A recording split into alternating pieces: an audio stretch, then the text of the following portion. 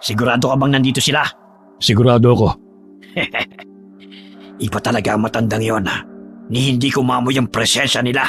Base sa inutusan ko, dito raw sila lumipat. 1 linggo pa lamang nakakalipas.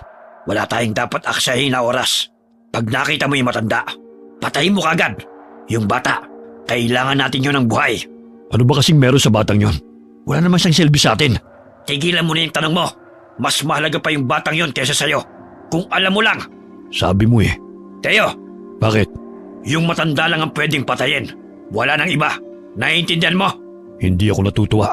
Teo, antayin mo ako. Natagpuan na nila kami. Kailangan ko silang maunahan sa bahay at maitakas si Milo. Hindi ako papayag. Hindi ako papayag. Na pati ang apo ko ay kunin nila.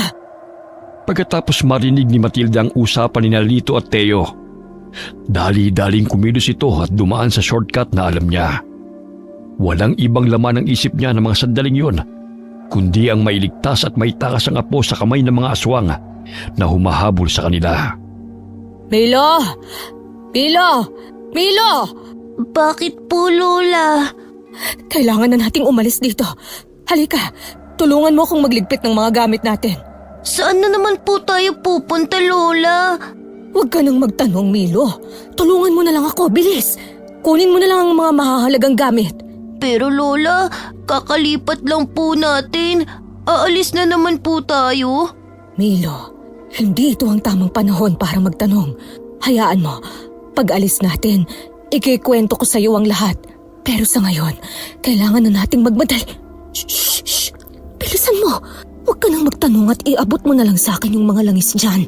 Dito na ba yon? Dito na yon. Ito ang address na nakalagay dito. Sigurado ka? Walang duda. Matilda! Alam kong nariyan ka! Ibigay mo na sa amin si Milo! Lola, sino? Shh! Huwag kang maingay, Milo. Bakit hindi na lang natin pasukin? Patayin na lang natin si Matilda para tapos na. Papatayin ka nila? Milo, huwag kang maingay. Dito tayo, bilisan mo. Papatayin lang natin si Matilda. Kapag nakuha na natin si Milo. Eh di pasukin na natin. Sandali lang. May mga tanod. Leching mga tanod talaga yan. Hoy, Teo! Anong gagawin mo? Eh di aalisin ang mga sagabal. Teo! Lintik ka talaga. Ang tigas ng ulo mo. Kakasabi lang na walang gagalawin na iba eh. Saglit na natigilan sina Matilda at Milo nang makarinig ng sunod-sunod na sigaw ng mga tanod na nagro-ronda noong gabing yun. Walang sinayang na sandali ang maglola. Ginamit nila ang pagkakataong yun para makatakas mula sa mga humahabol sa kanila. Lakad takbo ang ginawa nila sa dilim. Makalayo lamang sa lugar na yun. Makalayo sa mga aswang na gustong kumuha sa kanila. Lola, saan na po tayo pupunta ngayon? Hindi ko alam, Apo. Hindi ko alam. Lola, bakit po kayo umiiyak? Sino po ba sila? Huwag mo na silang alalahanin, Apo. Lola, Bakit, Apo? May problema ba? Masakit ba ang tiyan mo? nagugutom po ako. Ha? Sandali, may tinapay ako dito. Milo, ang mga mata mo, namumula na naman. Ang mga kuko mo, Apo, humahaba na. Lola, nagugutom po ako. Gusto ko pong kainin yung asong yun. Diyos ko. Apo, makinig ka. Tumingin ka sa akin. Alalahanin mo ang lahat ng itinuro ko sa'yo. Labanan mo yan, Apo. Hindi ka masama gaya nila. Apo, labanan mo. Hindi ko po malabanan, Lola. Milo! Napapikit na lamang si Matilda. Alam niyang hindi na mapipigilan ng gutom ng kanyang apo. Alam niyang hindi sapat ang anumang pangontra laban sa pagkaaswang ni Milo. Lalo't habang lumalaki ang bata, lalo siyang nagiging mabangis. Tanging ang pasasalamat na lamang niya ay hindi pa rin ito umatake ng tao. Hayop lamang ang kinakain ng kanyang apo. Nang maibsan ang gutom ni Milo, ay saka unti-unting bumalik ang anyong tao ng bata. Lola, Milo, Apo, tahan na. Lola, pinatay ko yung aso. Lola, ang sama ko. Pinatay ko yung aso. Wala kang kasalanan, Apo. Hindi mo kasalanang ipinanganak kang may kalahating aswang. Lola, ayoko pong maging aswang. Ayoko pumatay ng kahit anong may buhay, Lola. Ayoko. Naiintindihan ko, Apo. Tahan na. Dahil po ba sa akin, Lola, kaya gusto ka nilang patayin? Narinig ko, Lola. Gusto nila akong kunin sa'yo. Hindi, Apo. Hindi dahil sa'yo. At hindi ako papayag. Lola, ang sama ko po. Pero Lola, di ko naman po sinasadya eh. Lola, ayokong patayin kanila. Apo, Milo, hindi nila ako papatayin. Hindi papayag si Lola. Naiintindihan mo? Kailangan mong kontrolin ang sarili mo para maprotektahan mo ko. Naiintindihan mo ba? Opo, Lola. O siya, sige na. Tumigil ka na sa pag-iyak. Linisin natin ang kalat mo bago pa may makakitang iba. Pagkatapos mabihisan at malinisan ni Matilda si Milo, nagpasa silang pumunta sa pinakamalapit na baryo. Sinasabing ang baryong yun ang pinakaligtas laban sa mga aswang dahil sa isang kilala at mahusay na albularyo. Naisip niyang kahit papano'y ligtas sila roon. Ligtas sa mga aswang na humahabol sa kanila. Pero natatakot siya na baka si Milo naman ang mapahamak dahil isa rin siyang aswang. Hindi pa naman ganap na masamang aswang ang bata dahil mga hayop lamang ang kanyang inaatake. Kaya't magagawan pa niya ng paraan para mapanatiling lihim ang tunay na pagkatao ng apo. Mawalang galang na ho. Anong maipaglilingkod ko sa inyo? Ngayon ko lang kayo nakita rito Bagong salta ba kayo? Oho. Naghahanap kasi kami nitong apo ko ng matitirhan. Baka ho may alam kayo. Saan kayo galing? Anong kailangan nyo sa baryo namin? Galing ho kami sa kabilang baryo. Pinalayas ho kasi kami sa tinitirhan namin. Kaya wala na kaming iba pang pupuntahan nitong apo ko. At bakit naman kayo pinalayas? Ang dami nyo naman pong tanong. Tulungan nyo na lang po kami. Abay bastos tong batang to At saka, sandali nga. May naamoy akong kakaiba sa'yo. Hindi pa ho kasi naliligo itong apo ko simula pa kahapon. Kaya medyo mabaho pa siya. Siya, kung hindi nyo naman ho kami matutulungan, aalis na lang ho kami. Sandali, meron pa akong isang paupahan. Medyo malayo nga lang siya rito. At medyo dulo na ng baryo yun. Pero huwag kayong mag-alala. Dahil malapit naman sa palengke yun. Ayos lang ba? Magkano naman ho ba? 1,000 kada buwan. Mura na yan. Wala nga lang kuryente. Pero may tubig naman na galing mismo sa ilalim ng lupa. Deep well. Yun, walang bayad yun. Ayos na ba sa inyo yun? Oho, salamat. Mabait naman po pala kayo eh. Apo mo ba yan? Oho. Pasensya na ho. Makulit lang talaga to. Milo. Ako nga pala si Nestor. Albularyo ko ng baryong to. Ay, naku po. Ang albularyo pa talaga ang napagtanungan ko. Kapag minamalas ka nga naman, Paano ba ito? Pero mas ligtas naman siguro kami kung nasa poder kami ng albularyo. Hindi na maghihinala ang mga humahabol sa amin. Saka hindi sila makakalapit dahil takot sila sa mga kagaya niyang manggagamot. O ano? Bakit natulala ka na dyan? Nagbago na ba ang isip mo? Bahala na nga. Hindi po, Manong. Sige po, sasama po kami sa inyo. Uupahan po namin ang bahay na sinasabi ninyo. Oy, sige. Sumunod kayo sa akin. Pagkarating nila sa paupahang sinasabi ni Mang Nestor, ay wala namang kakaibang nakita si Matilda bukod sa medyo napabukod ito sa kabahayan. Pero mas pumabor yun para kay Matilda. Dito na yon. Medyo maliit nga lang, pero 2 lang naman kayo. Sige, salamat ho. Ito pala ang paunang bayad ko. Sige. Maiwan ko na kayo. Siya nga pala, Ano yon? malayo ho ba rito ang bahay ninyo? May kalayuan din, pero hindi naman sobrang layo. Bakit ba? Wala naman. Para lang ho, alam ko kung saan pupunta pag may kinakailangan kami. Ganun ba? ay malapit lang sa maliit na palengkeng nadaanan natin kanina ang bahay ko. Ay paano? Mauna na ako. Sige ho, salamat ho ulit. Lola, dito na po ba tayo titira? Ganun na nga, apo. Hindi man kasing laki at ganda ito ng dati nating tinitirhan. Medyo probinsya style din dito. Pero mas okay na to. Mas mapoprotektahan kita laban sa kanila. Lola, di ba albularyo yung si Mang Nestor? Oo. Paanong hindi niya po nahalatang aswang ako? Yan din ang ipinagtataka ko. Pero siguro, dahil sa pangontra at proteksyong binigay ko sa'yo, hindi ko akalaing hindi lang sa mga aswang epektibo yun, kundi maging sa albularyo rin pala. Lola, ikaw po gumawa tapos hindi mo po alam? Ikaw talaga, Milo. Kasi, hindi ko pa naman talaga yan naaaral. Sinunod ko lang yung itinuro sa akin noon ng papa ko. Ah, Lola, Oh, bakit? sino po ba talaga ang humahabol sa atin, Lola? Kapatid sila ng papa mo, Milo. Po, bakit ka po nila gustong patayin? Dahil gusto ka nilang ilayo sa akin. Bakit po? Mahirap ipaliwanag, apo. Pero ang mahalaga, ligtas tayo sa ngayon. Dito tayo magsisimula ulit.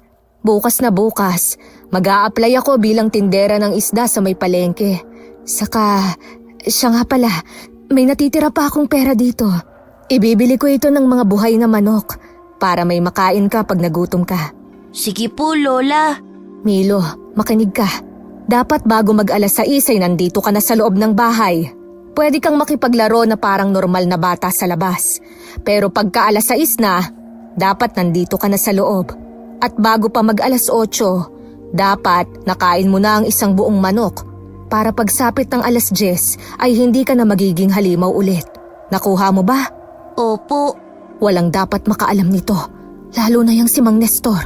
Kung maaari din umiwas ka na lang sa kanya. Mahirap na. Opo, Lola. Pagkalipas ng isang buwan ay naging maayos at kahit papano'y tahimik na rin ang buhay ng dalawa sa bagong lugar. Nagsimula silang makilala ng mga kapitbahay. Tahimik, magalang, at masarap daw ang tinapa ni Matilda na itinitinda niya sa gilid ng palengke. Hanggang isang araw, nagpasya siya na pirmis na magtinda sa talipapa na malapit sa kanilang bahay. Pero labis itong ikinagalit ni Mang Nestor. Aba may patinapa ka pa dyan ah. Hindi mo ba alam na ako ang nauna rito? Kung alam ko lang nakakalabanin mo pala ako sa negosyo Pagkatapos ko kayong patirahin sa paupahan ko, di sana hindi ko na kayo pinaupa pa. Wala naman akong balak kalabanin kayo, Mang Nestor. Hayaan ho natin na ang mga customer ang mamili. Talaga? At sisiguruhin kong malulugi ka. Lola, lilipat na naman po ba tayo ng bahay? Mabait naman na po ko Hindi, apo. Mainit lang ang ulo ni Mang Nestor dahil akala niya kinakalaban natin siya sa negosyo. Ang daming langaw! Leche! Huwag mo na lang pansinin si Mang Nestor, Milo. Mag-iba na lang po kaya tayo ng paninda, Lola. Gustuhin ko man, pero ito lang din ang alam kong gawin. Kung hindi mo na itatanong, ito ang negosyo ng mga magulang ko noon. At namana ko pa ang tamang timpla ng tinapa sa kanila. Bukod sa panghihilot, ito din talaga ang gusto kong gawin. Saka nagkausap na rin kasi kami ng dati kong amo na siya ang magsusupply sa atin ng isda na panggawa natin ng tinapa. Ay, mabuti pa tulungan mo na lang akong magtawag ng mga customer. Sige po, tinapa! Tinapa po kayo dyan! Ale, bili po kayo ng tinapa ng lola ko. Masarap! Tama yan, apo. Sige, magtawag ka lang. 30 pesos lang po, isang tumpok. Ayan, may bibili na, Milo. 3 na ho. Salamat ho. Balik ho kayo, ha? Lola, ang dami na po nating nabenta. Ikaw talaga. O sige na, magtawag ka pa para maubos na lahat. Masarap ang ulam natin mamayang gabi. Sige po, La. Patuloy ang pagbebenta ng tinapa ni Matilda sa palengke. Habang parami ng parami ang mga suki niya, Parami naman ang parami ang mga langaw sa pwesto ni Mang Nestor. At sa bawat pagkalugi niya, lalong tumitindi ang init ng ulo nito hanggang sa dumating ang araw na nasagad na ang pasensya ng matanda. Matilda! Matilda! Eh, lumabas ka dyan! Sandali lang! Nariyan na! Oh, Mang Nestor, hindi pa naman ho namin araw ng pagbayad ng upa. Ano ho ba yon? Lumayas na kayo sa paupahan ko. Ho? Bakit naman ho, Mang Nestor? Nagbabayad naman ho kami ng tama ah. Kung gusto niyong manatili sa paupahan ko, itigil niyo ang pagtitinda ng tinapa sa palengke. Abay nalulugi ang negosyo ko. Wag naman hong ganon, Mang Nestor. Wala na ho kaming titirahan ng apo ko. Wala akong pakialam. Binalaan na kita na itigil ang pagtitinda ng tinapa sa palengke. Kung yan ho talaga ang gusto ninyo, wala ho kaming magagawa. Pero sana ho, konsensya nyo na lang ang bahala. Aalis ho kami, pero bigyan nyo naman ho kami ng kahit kaunting palugit lang. Aba, ako pang makokonsensya. Samantalang ikaw tong pinatuloy ko sa paupahan ko. Pero ikaw rin pala magpapabagsak ng negosyo ko eh. Saka hindi ko maipaliwanag ha. Pero alam kong may mali sa inyong maglola. Simula nang tumating kayo at tumira sa paupahan ko, nang hina ang kakayahan ko bilang isang albularyo. Para bang may enerhiyang humaharang o pumipigil dito. Sige, bibigyan ko kayo ng 3 araw. Dapat makaalis na kayo rito. Grabe naman ho, Mang Nestor. Sa 3 araw na yon. Gawin nyo naman hong 1 linggo. Ay, di ko na yung problema. Mabuti nga at sa paupahan ko lang kayo pinalalayas at hindi dito sa baryo namin. Lola, saan na po tayo titira? Hindi ko alam, Apo. Hoy, dapat pagbalik ko, wala na kayo dyan. Hindi ko akalaing ganyan pala kasama ang ugali ni Mang Nestor. Napalayas man sila sa paupahan. Hindi nawala ng pag-asa ang maglola. Sa tulong ng isang suki ni Matilda sa palengke, agad silang nakahanap ng bagong malilipatan. Pumayag din ang may-ari na mag-alaga sila ng manok. Bagay na labis na pinasalamatan ni Matilda. Alam niyang hindi lamang ito pantawid gutom ng apo, kundi proteksyon na rin nila. Milo, Apo, halika nga muna. Bakit po, Lola? Mas malapit na tayo ngayon sa maraming tao, kaya kailangan mong mas mag-ingat. Naiintindihan mo? Opo, La. Gaya pa rin ng dating gawi, dapat nandito ka na bago mag-alas 6 ng gabi. At kung hindi pa rin naiibsan ang pagkagutom mo, pwede kang kumain hanggang 3 manok. Naiintindihan mo ba? Opo. O siya, isuot mo to at wag na wag mong tatanggalin. Naiintindihan mo? Bagong habak po ulit, Lola? Oo, pero mas mapoprotektahan ka niyan. Kaya wag mong wawalain. Kahit papano, mapipigilan din yan ang pagkaaswang mo. Pinagawa ko pa yan sa isang magaling na albularyo sa kabilang baryo. Kaya ingatan mo. Ay, lalo na't palapit na rin ang kabilugan ng buwan. Kung kailan mas lumalakas ka. Sorry po, Lola, kung nagiging halimaw ako. Hindi mo yun kasalanan, Apo. Basta pakinggan mo lang ang mga bilin ko. Maliwanag? Opo, Lola. Milo, anong nangyayari? Anong nararamdaman mo? May masakit ba? Nararamdaman ko na po ang buwan, Lola. 8 anyos ka na, kaya mas lumalabas na ang natural mong kapangyarihan. May 1 linggo pa bago ang kabilugan ng buwan, pero nararamdaman mo na agad ito. Ay, halika rito, hihilutin kita. Ayoko po, Lola. Bakit naman? Masakit po kayo maghilot eh. Tiisin mo. Kailangan mo to. Kailangan kong hilutin ang batok, pusod at mga palad mo upang pansamantalang mapigilan ang paglakas ng enerhiya mo. Kahit papano, masasara nito ang bukana ng diwa mo. Lola, hindi ko po kayo naiintindihan. Sige na, Apo. Tiisin mo lang. Para rin sa'yo ito. Kahit ayaw ni Milo, napilit pa rin siya ni Matilda. Pinahiga niya sa banig ang bata at pinahiran ng langis ang buong katawan. Marahan pero mariin ang bawat hagod ni Matilda. Sinasabayan ng mahinang bulong ng orasyon ang ginagawa niyang paghilot sa bata. Habang tumatagal ang masahe, lalong sumisidhi ang kirot. Aray! Lola! Dahan-dahan lang po, masakit. Tiisin mo, Apo. Para rin naman sa'yo ito. O siya, tumihaya ka at yung dibdib mo naman ang hihilutin ko. Pwede po bang dahan-dahan lang, Lola? O sige, dadahan-dahanin ko ng kaunti. Ayan, ganyan. Masakit pa rin ba? Kaya na po, Lola.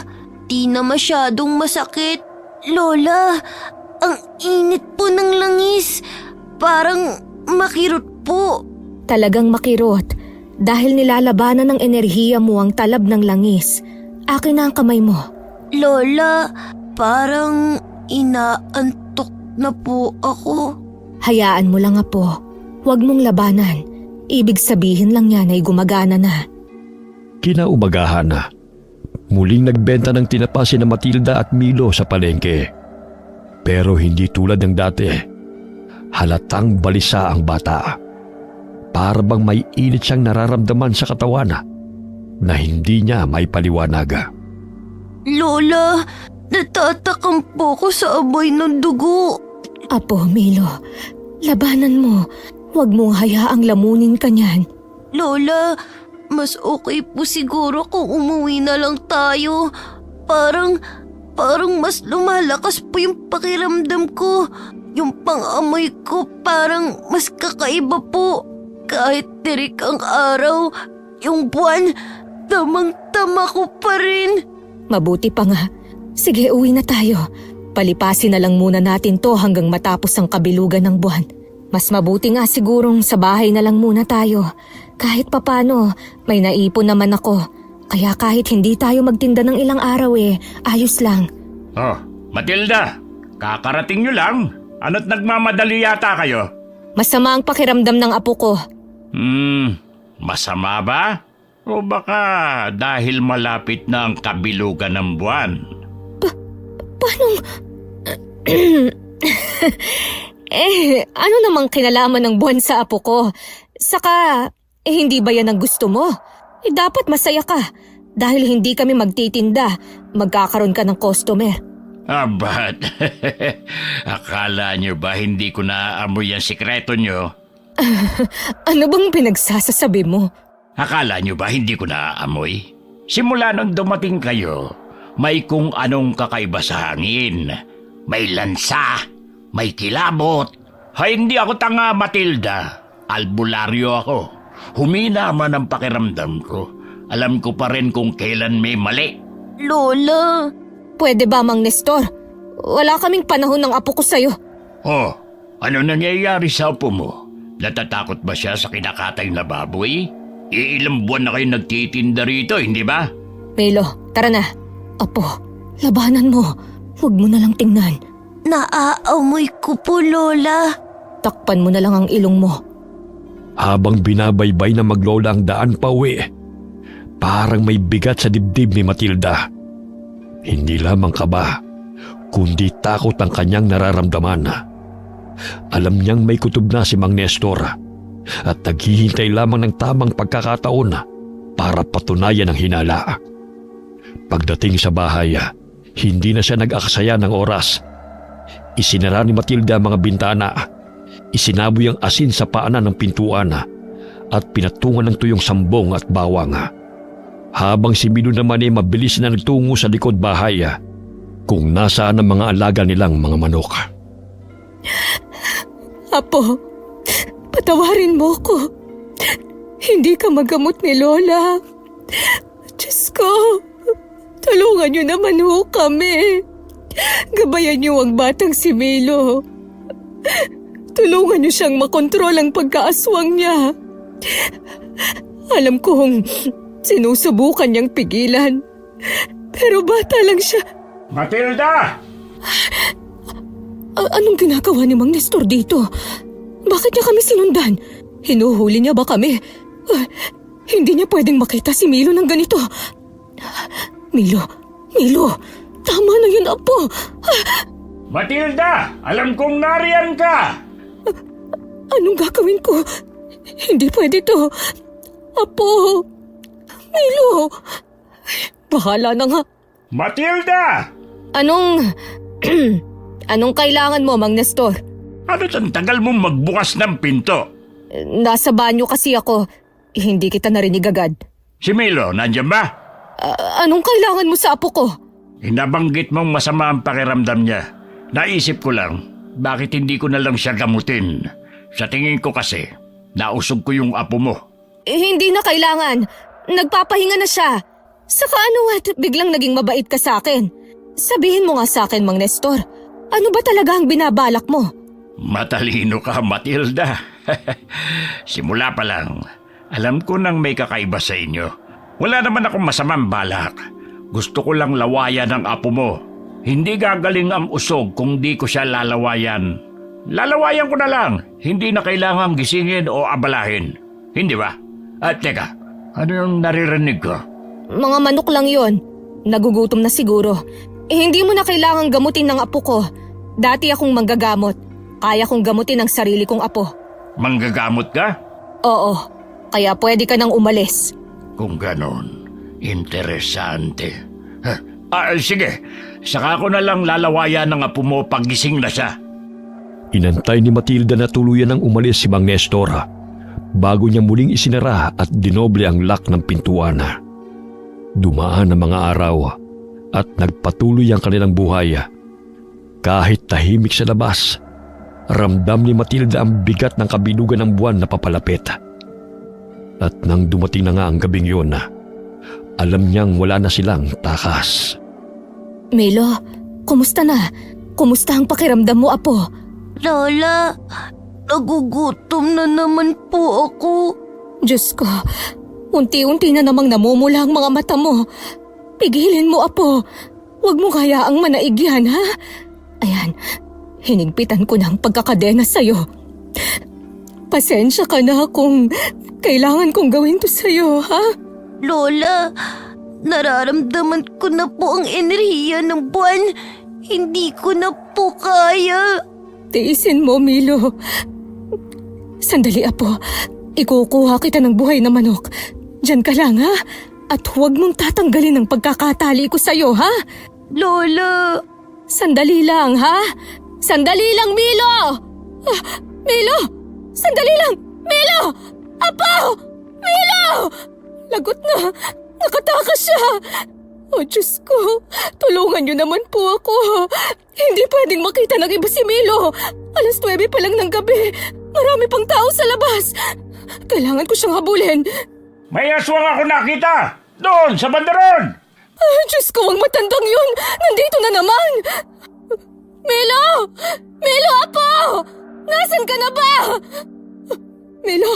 Milo, sagutin mo si Lola, apo! Hindi ito ang tamang panahon para makipaglaro ng taguan. Malapit nang maging buo ang buwan. Delikado ka sa labas! Doon ko nakita ang hinayupak na aswang na yun! Pumunta siya sa direksyon yun! Huwag niyong hayaang makatakas! Hulihin niyo! Siguruhin niyo mapapatay ang demonyong yun! Matagal nang walang aswang na naminsala sa baryo natin, pero heto na naman! At sigurado kong hindi lang siya nag-iisa! Diyos ko po, ito na nga bang kinatatakutan ko? Kailangan ko silang maunahan bago pa nila tuluyang mapatay si Milo. Sandali! May naamoy ako! Nandito lang sa paligid ang aswang. Matilda, anong ginagawa mo rito sa ganitong oras? Leche, pag minamalas ka nga naman. Delikadong lumabas pagkabilugan ng buwan. Lalo na ngayon na may gumagalang aswang sa baryo. Mas mabuti pa siguro kung umuwi ka na lang at samahan ang apo mo sa bahay. Matilda, nakikinig ka ba? Sino ang tinitignan mo? Nakita mo ba ang lintik na aswang? Ha? Wala. Tiningnan ko lang kung bukas pa yung tindahan. Naisip ko kasing bumili ng delata. Ano yan? Buntot pagi? Grabe naman. Sigurado ka bang aswang yon? Baka naman mabangis lang na hayop. Kasi di ba, itong baryo nyo ang pinakaligtas sa buong probinsya. Hindi ako pwedeng magkamali. Nakikita mo ba to? Kumukulo lang ang langis na to kapag may aswang. Kaya sigurado ko. Ay, sandali nga. Bakit parang balisa ka? Pinagpapawisan ka pa. May tinatago ka ba? May alam ka ba? O baka naman... Wala. Sige na, Mang Nestor. Uuwi na ako. Mag-isa lang kasi si Milo sa bahay. Matilda, nakalimutan mo na yata ang daan pa uwi sa inyo. Hindi dyan ang daan. Hindi. Malabo na kasi ang mata ko. Saka madilim na rin. Ihahatid na kita sa inyo. Hindi na kailangan. Ang ibig kong sabihin, kalaban mo ko sa negosyo. Ako ang naging dahilan ng pagkalugi mo. Kaya, bakit mo ko gustong ihatid? Kaya ko ang sarili ko, Mang Nestor. Salamat na lang. Gusto kong malugi ang negosyo mo. Pero seryosong usapan to. Pwede kang mamatay. Hindi ko hahayaang masira ang reputasyon ko bilang albularyo ng dahil lang sa'yo. Sinabi ko na, kaya ko ang sarili ko. Bigla silang natigilan ng makarinig ng malakas at nakakapanindig balahibo na sigaw ng isang babae mula sa di kalayuan. Mabilis na kumabog ang dibdib ni Matilda. Hindi na siya naghintay ng reaksyon ni Mang Nestor. Sa pagkakataong yun, wala na siyang pakialama. Ang mahalaga sa kanya ay mailigtas si Milo mula sa mga tumutugi sa kanya. Milo! Milo, apo! Lola! Milo! Diyos ko po!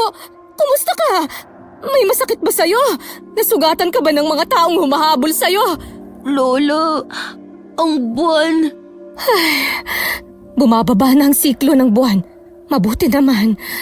Pero Lola, nasaktan ko yata ng husto yung babae. Ay, Diyos ko. Mabaging langit. Sa palagay ko, buhay pa naman siya. Dito banda nang galing yung sigaw! Bilisan nyo! Nariyan na sila. Bilis! Kailangan nating magtago. Pero, paano po yung babae? Hayaan mo na si Mang Nestor ang gumamot sa kanya. Tara na, bilis! Magtago tayo dito. Lola! Huwag kang maingay, Milo. Baka marinig nila tayo. Hindi nila pwedeng makita na nandito tayo. May sugatan dito. Sa tingin ko naman ay buhay pa siya. Tulungan niyo ako. Buhatin natin siya. Dahan-dahan lang. Sa tingin ko naman ay nahimatay lang siya. Pero dalhin pa rin natin sa bahay ko para masigurong wala siyang galos o malubhang sugat. Ay, lintik talagang mga aswang yan. Malaman ko lang kung sinong hayop ang nagtatago at nambibiktima dito sa baryo natin. Tatagain ko sa leg. Sa palagay ko wala na sila. Tara na, Milo! At saan sa palagay niyo kayo pupunta? Lintik na. Tara, Milo, bilisan mo, huwag kang lilingon! Sa palagay niyo ba matatakasan niyo ako? Dahil bahagyang nakayuko si na Matilda at Milo at sakto ring madilim sa bahaging yun. Hindi nakita ni Mang Nestor ang mga mukha nila. Mabilis silang tumakbo palayo sa lugar na yun. Pero bago pa sila tuluyang makalayo, napasigaw si Matilda nang tumama ang buntot pagi sa kanyang likod. Sinasabi ko na nga ba, hindi yun nag-iisa. Hindi na kayo makakalayo. Binabad ko pa sa suka at banal na langis ang buntot pagi kunto. Kaya hindi kayo makakatakas. O mas malala pa, baka mamatay na kayo sa daan. Sandali nga, bakit pamilyar ang dalawang yun? Lola! Milo, hindi! Tigilan mo ang sarili mo, Apo! Hindi ka masamang tao! Huwag mo kong intindihin, Apo. Bilisan na natin! Hindi niya tayo pwedeng maabutan! Tulungan mo si Lola, bilis! Pero Lola, sinaktan ka niya. Hayaan niyo po akong ipaghigante kayo. Milo, makinig ka. Hindi ka masama, Apo. Tandaan mo yan. Ayos lang ako. Gagaling din ako. Ang mahalaga ay makatakas tayo. Kaya sige na, Milo. Ayos lang ako. Kaya ko. Kasalanan ko to, Lola. Patawad po. Huwag kang humingi ng tawad. Bilisan na lang natin ang pagtakbo. Sumampa po kayo sa likod ko, Lola. Anong? Kaya mo ba ako, Apo? Bilis na po, Lola. Bilog pa rin ang buwan. Kaya hindi po nawawala ang lakas ko. Oh, sige. Tignan natin kung hanggang saan ang kaya niyong ilayo. Hindi naman kayo makakalabas ng baryo. Mabilis na pinasa ni Milo si Matilda. Gamit ang lakas at bilis na nagmumula sa buwan, natakasan nila si Mang Nestor. Pagkarating sa kanilang bahay, bigla na lamang nanghina si Milo at hinimatay dahil sa labis na pagod at matinding paggamit ng kanyang lakas. Dahil sa nangyari, Halos 3 araw na nakaratay sa higaan si Matilda. Habang si Milo naman ay mabilis na nakabawi ng lakas. Lola, wag na po muna kayong tumayo. Hindi pa po kayo magaling. Anong ginawa mo, Milo? Bakit parang ang bilis maghilom ng sugat ko? Huwag mong sabihin. Opo. Apo naman, ginamot mo ba ako gamit ang laway mo? Apo naman, alam mo namang sa tuwing gagamitin mo ang lakas at kapangyarihan mo, lalong humihina ang proteksyong ibinigay ko sa'yo. Pero Lola, ayoko pong mamatay kayo. Hindi ko po alam kung anong gagawin ko. Gagaling din naman ako, Apo. Sana hinayaan mo na lang. Kusa namang maghihilom ang sugat ko. Mas gugustuhin kong maratay ng matagal kesa mahanap na naman tayo ng mga tsuhin mo. Pasensya na po. Sige na, hayaan mo na. Ano pa bang magagawa ko? Naggamot mo na ako. Saka mabuti na rin siguro to para makapagtinda na tayo ulit sa palengke. Siguradong hinahanap na tayo ng mga suki natin at nagtataka na rin sila. Lola, Ano yun, Milo? Lola, ilang beses pong kumatok si Mang Nestor. Minsan, kasama pa niya yung may-ari ng bahay. Galit na galit po sila. Gusto po tayong paalisin. Hindi ko na lang po kayo ginising. Nagkunwari po kung walang tao dito. Ano? Lola, alam na po kaya ni Mang Nestor ang tungkol sa akin? Ano? Hindi. Hindi nila tayo pwedeng paalisin sa baryong ito, Milo. Ito lang ang ligtas na baryo na pwede nating tirhan. Kaya halika na. Ano pang gagawin niyo, Lola? Hindi nila pwedeng malaman ang sikreto mo. Nagiging malakas ka tuwing kabilugan ng buwan. Tapos na ito. At dahil nagamit mo na rin ang karamihan ng lakas mo, madali na para sa atin na kontrolin ang pagkaaswang mo. Inumin mo ito. Lahat po yan, Lola? Oo, mahaharang nito ang enerhiya mo. Kahit sino pang magaling na albularyo ang humawak o magtangkang tumuklas ng tunay mong pagkatao, hindi sila magtatagumpay kahit pagamitin nila ang mga pangontra. Simutin mo ang bawat patak ng katas ng halamang gamot na ito dahil yan na ang huli. Wala na po bang ibang paraan? Oh, bakit parang nag-aalangan ka? Lola, kasi paano po kung mawala na tong lakas ko? Paano kung bumalik si Mang Nestor? Hindi ko po kayo mapoprotektahan. Tsaka, pinaparan niyo po to ng patay na butiki ang katas ng halamang gamot. Kadiri po. Huwag mo na akong isipin na po. Malakas na ako. Oh, kaya ko na, hindi ba? Saka anong kadiri? Isa pa, yan naman ang parati kong pinaiinom sa'yo. Po, totoo po. Kaya pala masama ang lasa. Sige na, inumin mo na. Lola naman eh. Sige na, huwag nang matigas ang ulo. Saka pagkatapos niyan, maligo ka na at magtitinda na ulit tayo sa palengke. Kakausapin ko si Mang Nestor, kahit pa alam kong delikado. Kailangang matigil na kung ano ang hinalang meron sila. Basta manatili kang tahimik at huwag kang lalayo sa akin. Kinahapunan na, nagpunta sila sa palengke para magtinda ng tinapa. Habang nag-aayos sila ng kanilang paninda, napansin ni Matilda ang pag-iwas ng mga taong dumaraan na. Ang iba'y palihim pang nagbubulungan na at may ilang ding napapa-sign of the cross na lamang. Maya-maya'y dumating si Mang Nestor. Napansin kaagad ni Matilda ang nakapulupot na buntot pagi sa bewang ng lalaki na hindi naman ito madalas dalhin noon. Aba, buti naman at naisipan niyo pang magpakitang maglola. Ano bang kailangan mo sa amin, Mang Nestor? Wala naman, pero kayo may kailangang ipaliwanag. Anong ibig mong sabihin? May nakakita sa inyo nung gabing sumugod ang aswang at may narinig din silang may hinang impit mula sa loob ng bahay niyo. Nakita rin kitang pag-alagala nung gabing yun. Sinabi ko na sa'yo ang dahilan ko nung gabing yon. Kung ganon, bakit ka biglang tumakbo at nawala nang makarinig na sigaw mula sa malayo? Dahil nag-aalala ko na baka si Milo yun. Kagaya nga ng sabi ko, lumabas ako para bumili ng delata. Naiwan si Milo sa bahay nung gabing yon. Kaya dali-dali akong tumakbo sa pag-aalala. Kayo na rin ang nagsabi na may gumagalang aswang. Paano kung mabiktima ang apo ko? Magaling kang magpalusot. Pero ano naman ang dahilan kung bakit ngayon lang kayo lumabas ng bahay? Masakit ba ang latay? Ano bang latay ang sinasabi mo?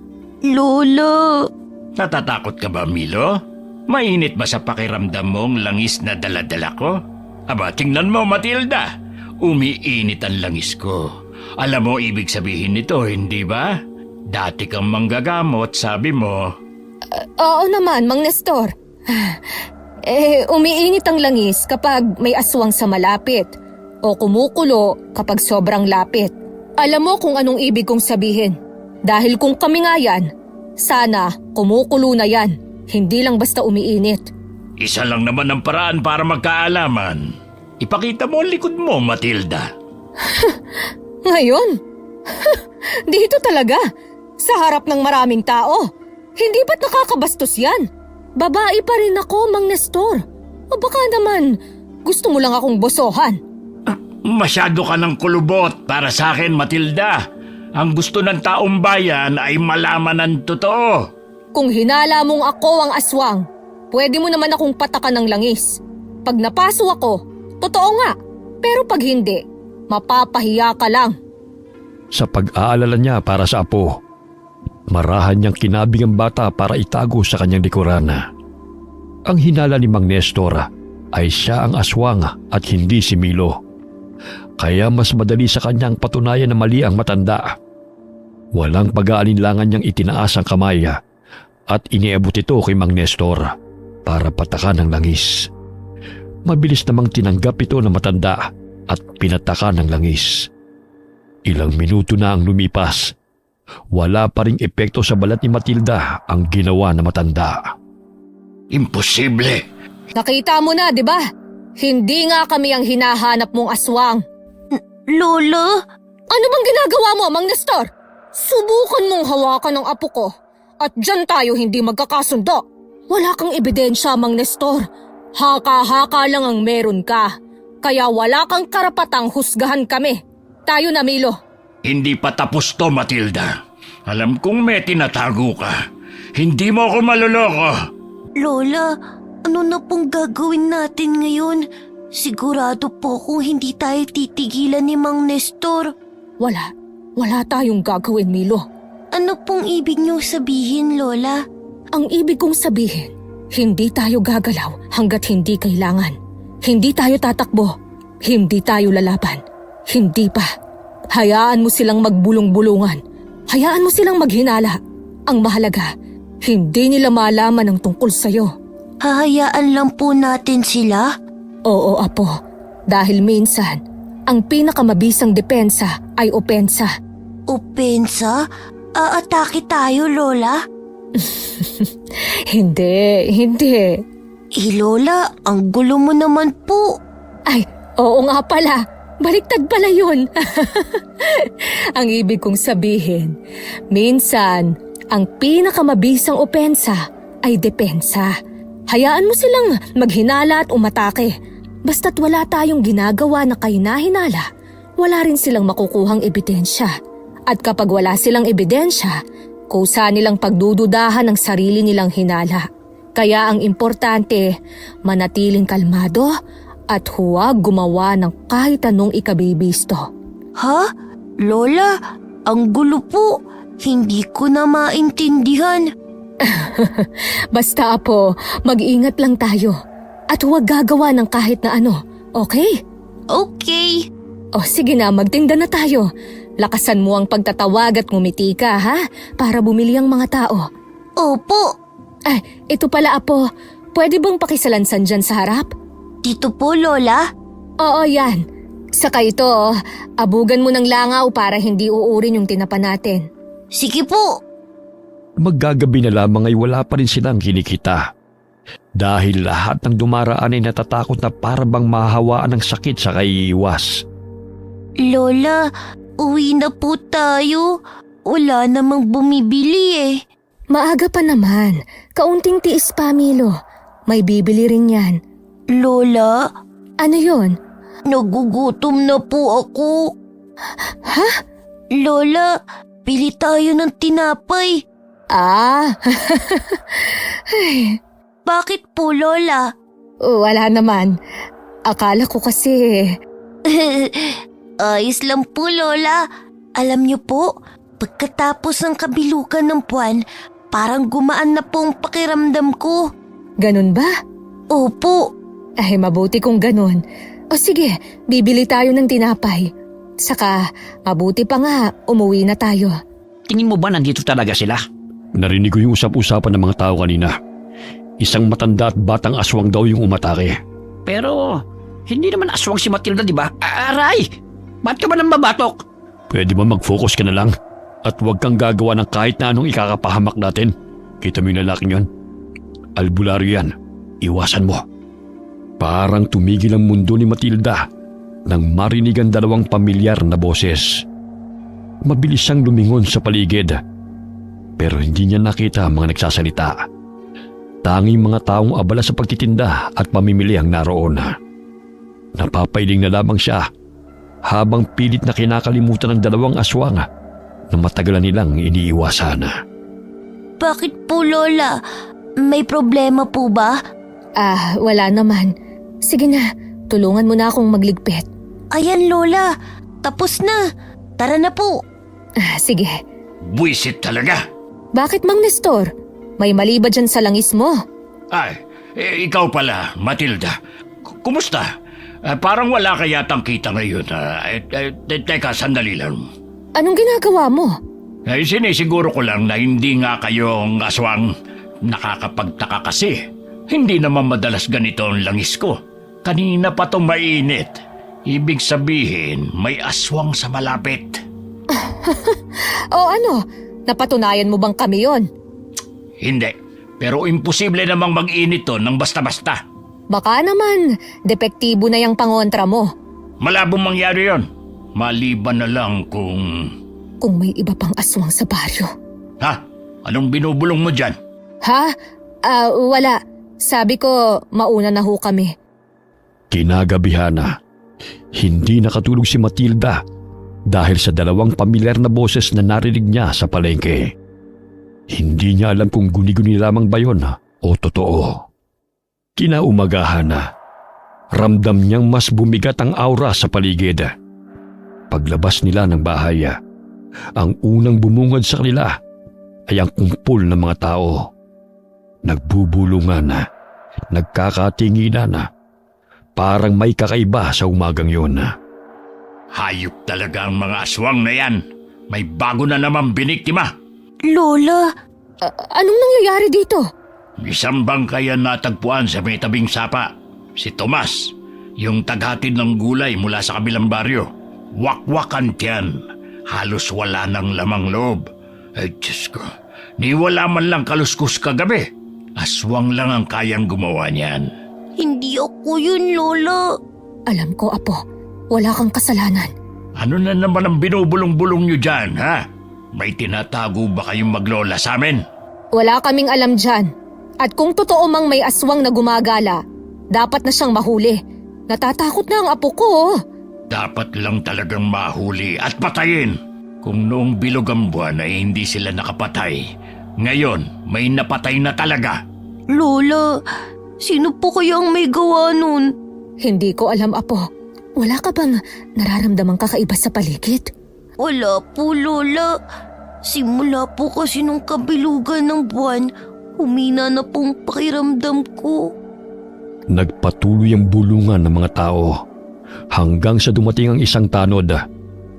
Ayon sa kanya, may mga nakakita sa mga nilalang na may kagagawan ng krimen. Malalaking halimaw, may mahahabang kuko at matatalim ng ngipin. Isa raw sa kanilang nakita pang biglang naglaho malapit sa gubat. Parang binuhusan ng malamig na tubig si Matilda sa narinig. Mahigpit niyang naikuyom ang kanyang kamao dahil sa pangambang yun ng mga tiyuhin ni Milo.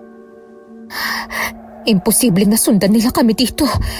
Sino po, Lola? Yung mga tiyuhin ko po ba? Huwag kang maingay, Milo. Anong sabi mo, Milo? Wala namang sinabi ang apo ko. Hindi ako bingi, Matilda. May narinig ako sinabi ang apo mo tungkol sa mga aswang. Sino ka mo sila, Milo? Po, ang sabi ko po, masama po talaga ang mga aswang. Hindi yan ang narinig ko. Pero yun po talaga ang sinabi ko. Diba, Lola? Pwede ba, Mang Nestor? Huwag mo nang pagdiskitahan ng apo ko.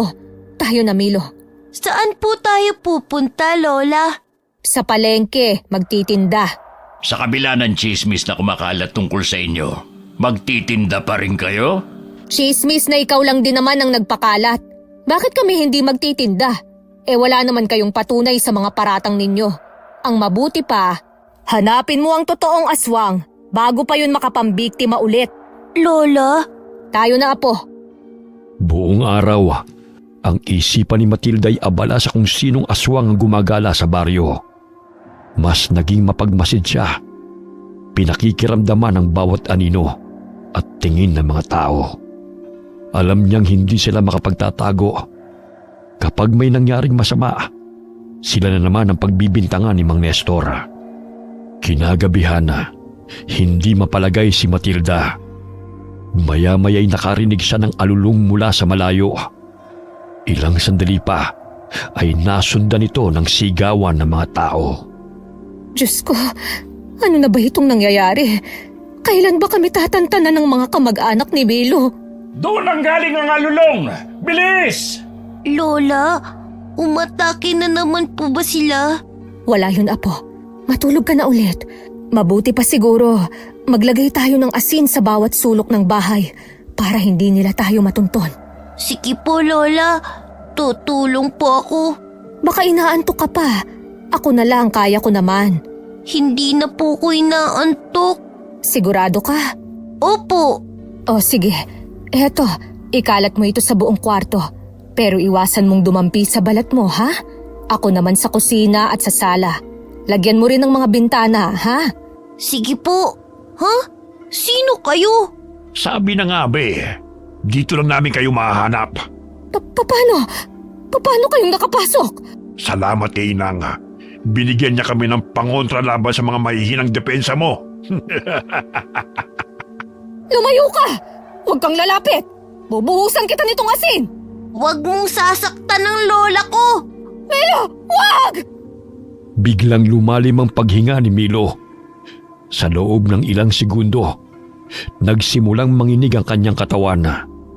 Tumayo ang balahibo sa kanyang batok at unti-unting tumubo ang makakapal na balahibo sa kanyang mga braso, leeg at likod. Pumula ang kanyang mga mata. Dahan-dahang humaba ang kanyang mga kuko. Naging matutulis na parang mga patalim. Napasigaw naman si Matilda dahil sa pagkabigla. Hindi pa ginusto ni Milo ang magbagong anyo. Pero dahil sa galit ay nagawa niya. Matapang ka, Milo. Manang-mana kasama mo. Pero hindi mo pa ako kaya, bata. Hindi ka pagganap na aswang. Milo! Oh, Diyos ko! Mabaging langit! Tulungan niyo po ang apo ko! Huwag mong sasaktan ng lola ko. Milo! Ayos ka lang ba? Hindi ko sasasaktan. Kung sasama ka sa akin, hahayaan kong mabuhay ang lola mo. Kung susunod ka. Hindi sasama sa iyo ang apo ko! Patayin mo muna ako bago mo siya makuha! Eh di sige, madali naman akong kausap. Lola! Bago pa man makalapit si Lito, sumugod na si Milo. Isang malakas na kalmutang sumira sa damit ng kalaban. Pero tila walang epekto. Parang bakal ang balat ni Lito. Itinulak niya si Milo at tumilapon ang bata. Lumagapak ang katawan nito sa sahig. Pilit namang tumayo ang bata at muling nilabanan ng lalaki. Nataranta si Matilda. Hindi niya alam ang uunahin hanggang sa maalala niya si Mang Nestor.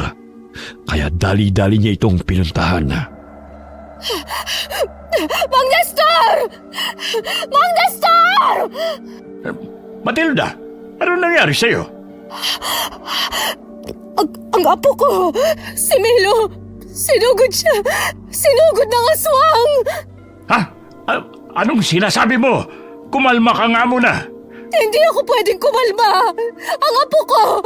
Nasa bahay sila! Bilisan natin, Mang Nestor! Bago pa nila makuha si Milo! Kung ganon, may isa pang aswang. Wala nang panahon para dyan! Puntahan na natin ang apo ko bago pa mahuli ang lahat! Ay sige, tara na! Mabilis na tumakbo ang dalawa pabalik ng bahay. Pero pagdating nila, huli na ang lahat. Wala nang tao silang naabutan. Nagkalat ang mga gamit. Amoy ng sunog na insenso ang sumasama sa hangin. Milo! Milo! Apo ko! Nasaan ka? Huwag mo akong iiwan, Apo! Mukhang nahuli na tayo, Matilda. Anong karapatan mong sabihin yan? Anong klaseng albularyo ka? Sandali lang, Matilda. Ako ba nag-iwan sa apo mo? Kasalanan ko to. Matilda, Albularyo ka, di ba? Kaya nga kami lumipat dito sa baryo ninyo dahil ito raw ang pinakaligtas, hindi ba? teka, anong ibig mong sabihin? Kung ganon, kayo ang nagdala ng aswang sa baryo namin? Hindi na yun mahalaga! Kailangan nating iligtas si Milo! At bakit ko namang gagawin yon? Kayo ang nagdala ng panganib dito sa baryo.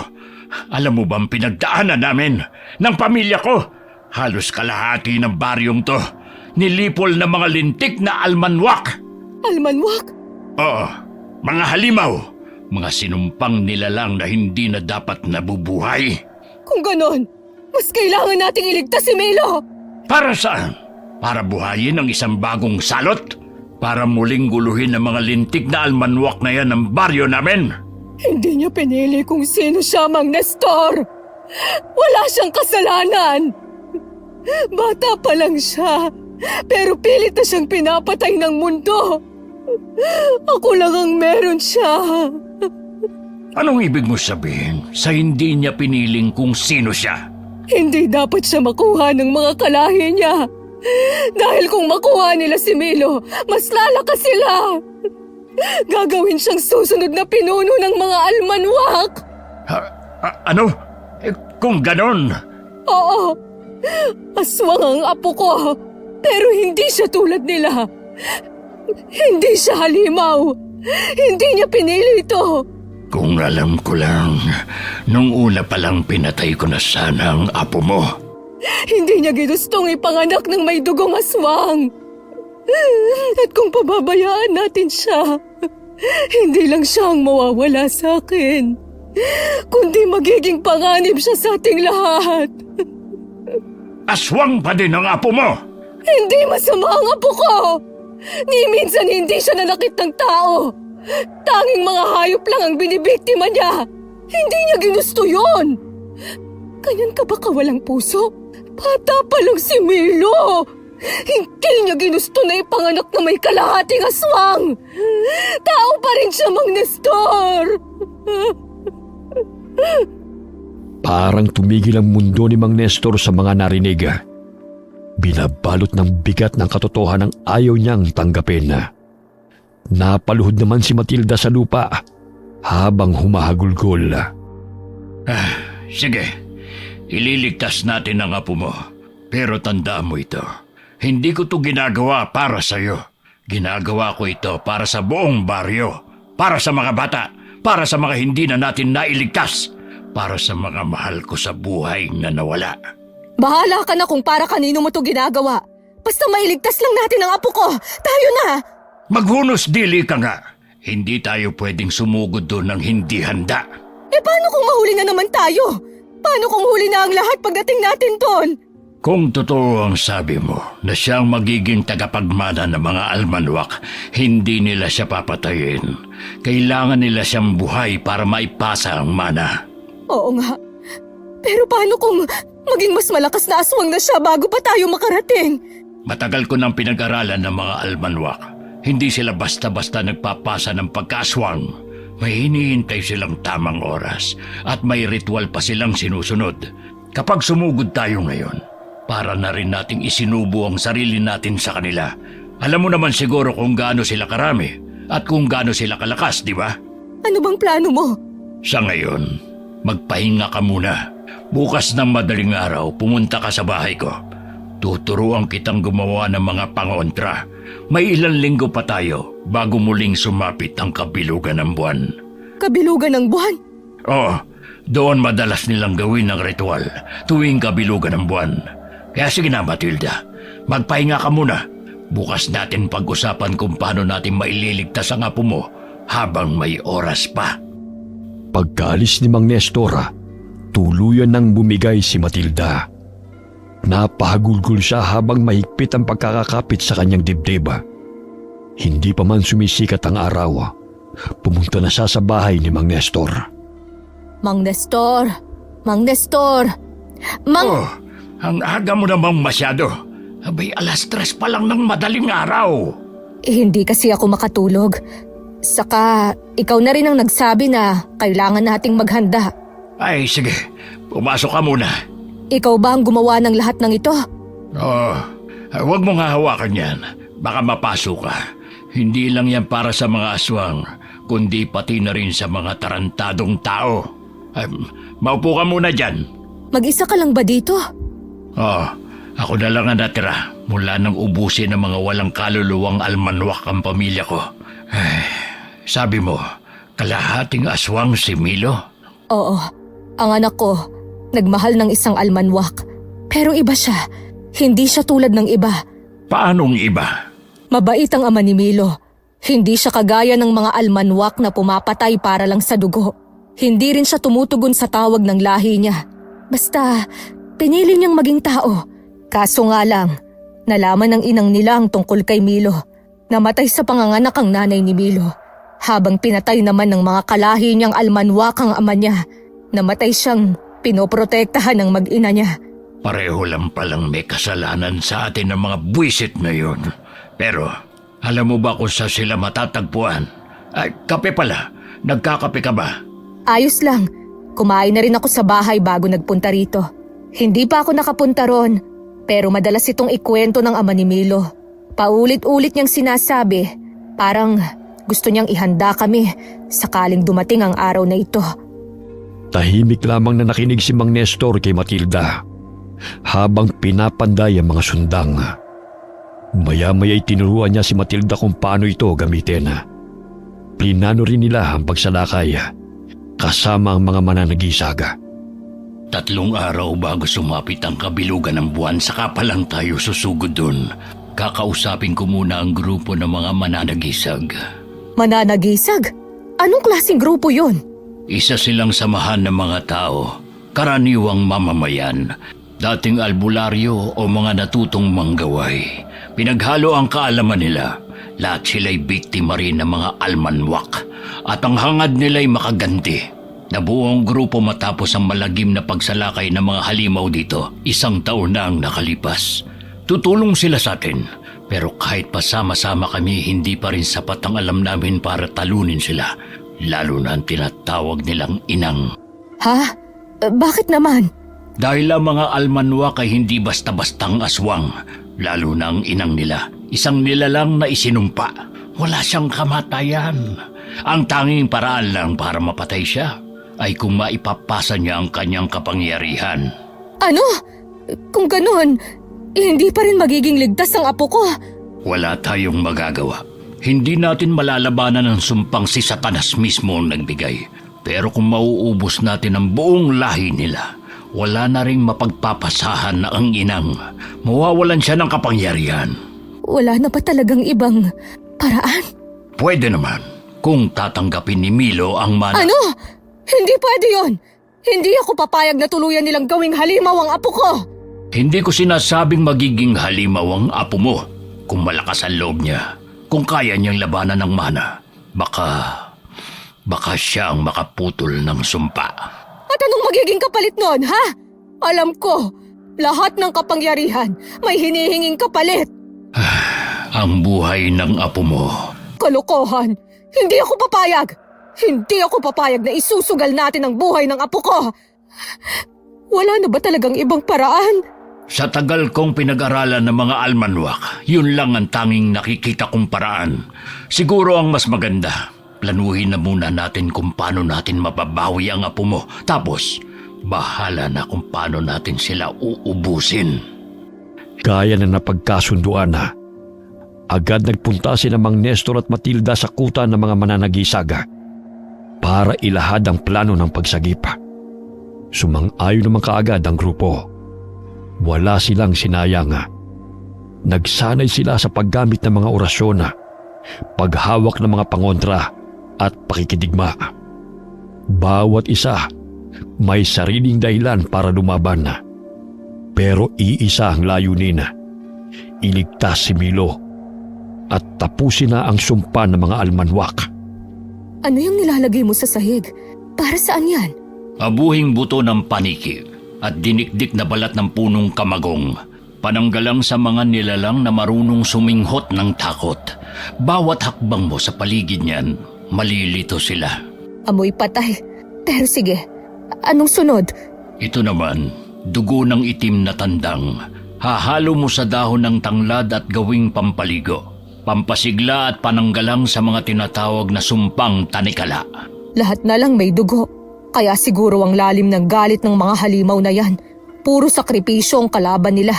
At tayo, kung gusto nating lumaban, kailangan din nating matutong magsakripisyo. Kaya ngayon, tuturuan naman kita kung paano gumamit ng latigo. Yung buntot pagi ba? Hindi, mas masakit doon, mas delikado. Ang latigong yan, gawa mismo sa pakpak ng isang almanwak. Pwede pala yun. Oo, pero hindi lahat ng almanwak ay may pakpak. Tanging ang matatanda lang, ang pinakamatatagal na nabubuhay sa kanila, ang nagkakaroon ng ganon. Napatay ko ang isa noon. At bilang paghihiganti, binali ko ang pakpak niya.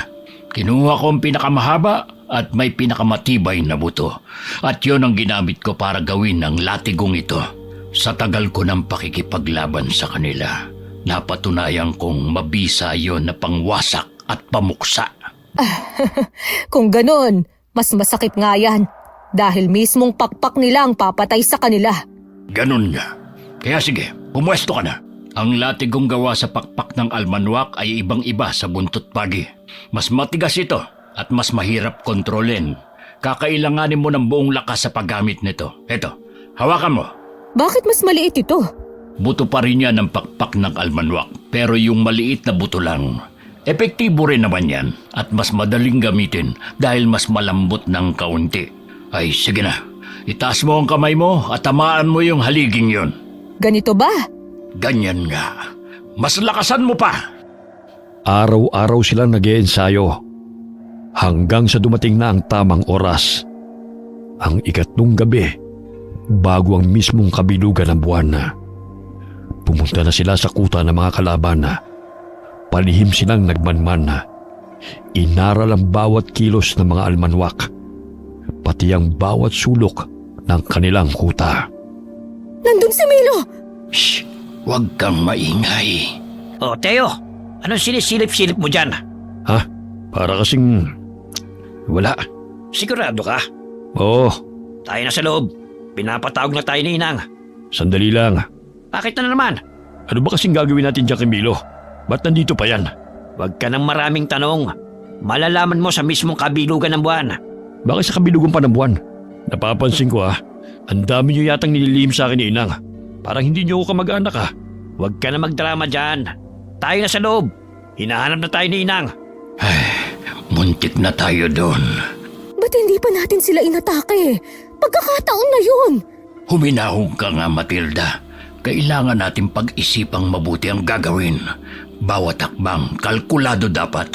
Mamayang hating gabi tayo susugod pagkalis nila. Alis? Saan naman sila pupunta? Ang dahilan kung bakit 3 araw bago ang kabilugan tayo susugod ay dahil tamang pagkakataon to para iligtas ang apo mo. Hindi kita naiintindihan. Linawin mo nga. Bago kasi ang mismong kabilugan ng buwan, lumalabas sila upang humanap ng makakain at magpakabusog. Nambibihag din sila ng mga tao para gawing alay pagkatapos ng ritual. Mamaya, pagsapit ng hating gabi, gagawin nila yun. Kaya sasamantalahin natin yun. Sa ngayon, magmasid lang muna tayo. Parang hindi ko kayang magmasid lang habang nakikita ko si Milo na nahihirapan at nakagapos. Tiisin mo muna, Matilda. Kung ayaw mong pumalya ang plano at masagip natin ang apo mo, pigilan mo ang sarili mo. Ah, sino pala yung dalawang aswang kanina? Parang namumukhaan ko sila. Sila ang tiyuhin ni Milo, kapatid ng ama ni Milo. Kung ganon, sila pala ang pumatay kay Tomas. Kagaya ng kanilang napagplanuhan, hinintay nila ang pagsapit ng hating gabi. Saka sila kumilos. Wala na yata sila. Sandali lang. Titiyakin ko muna at mahirap na. Diyan muna kayo. At huwag kayong gagawa ng kahit anong hakbang habang wala pang signal ko. Oh, bakit ang bilis mo? Wala na ba sila? Oo, nakaalis na sila. Pero bago tayo sumugod, paalala lang, huwag kayong masyadong lalapit sa lugar kung nasaan ang inang nila dahil malakas ang pang-amoy nun. Ito, maglagay kayo sa mukha nyo. Ano yan? Dugo? Tama, dugo nga yan. Dugo ng mga almanwak. Makakatulong yan para hindi nila tayo agad maamoy. Ang baho naman yan. Huwag ka nang maarte. Bilis, tayo na. Doon kayo. Matilda, sa akin ka sumama. Sige. May 2 bantay kay Milo, kaya kailangan nating maging maingat. Sandali. May naririnig akong mga yabag. Dito, dali, magtago tayo. Lola. Nasaan ang lola ko? Nandun si Milo. Wala na. Tara, bilis. At saan sa tingin nyo kayo pupunta? Sabi na nga be, may mga dagang umaaligid sa paligid. Kahit pala hindi ako kasama, makakakain pa rin ako. Teo, hayaan mo na kaming makuha si Milo. At bakit ko namang gagawin yun? Alam kong gusto mong maging susunod na tagapagmana. Hindi mangyayari yun hanggat nandyan si Milo. Kaya ibigay mo na lang siya sa akin. Ibalik mo na ang apo ko. Anong ibig mong sabihin? Hindi mo alam? Huwag kang tumawa. Anong ibig mong sabihin, Matilda? Dahil si Milo ang nakatakdang maging tagapagmana. Napatulala na lamang si Teo sa narinig. Unti-unting nagtayuan ang mga balahibo nito at namula ang mga mata. Naging malaking tao ito at nababalot ng makapal na balahibo. Pero hindi pa yun ang buong pagpapalit anyo nito. Mabilis na napatras si Matilda at Mang Nestor. Agad na hinugot ni Mang Nestor ang latigo na nasa bewang niya. Kunin mo si Milo. Bilis! Ngunit paano ka? Kaya ko na ang sarili ko. Ako na ang bahala dito. Sige. Lola! Apo, Milo! Nandito na si Lola. Huwag ka nang umiyak. Uuwi na tayo. Tumabi ka dyan! Kung ayaw mong ikaw ang patayin ko! Bakit hindi ka humanap ng katapat mo? Hindi kayo makakatakas sa akin!